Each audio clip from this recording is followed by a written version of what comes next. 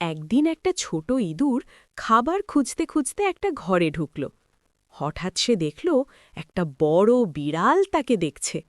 বিড়াল বলল, আজ তোকে আমি খেয়ে ফেলব। ইঁদুর একটু ভয় পেল, কিন্তু হঠাৎ একটা বুদ্ধি বের করল। সে বলল, আচ্ছা, আমাকে খাও, কিন্তু তার আগে একটা কথা বলি। বিড়াল বলল, কি কথা?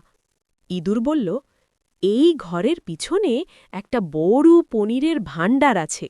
তুমি যদি আমাকে ছেড়ে দাও, আমি তোমাকে সেটা দেখাবো। বিড়াল লোভে রাজি হয়ে গেল। ইঁদুর তাকে নিয়ে গেল একটা পুরনো বাক্সের কাছে। ইঁদুর বলল, পনির ভেতরে আছে, আগে তুমি ঢুকে দেখো। বিড়াল যখন বাক্সে ঢুকল, ইঁদুর তাড়াতাড়ি ঢাকনা বন্ধ করে দিল। তারপর সে দৌড়ে পালিয়ে গেল। বিড়াল তখন বুঝল, ছোট হলেও ইঁদুরটা অনেক বুদ্ধিমান।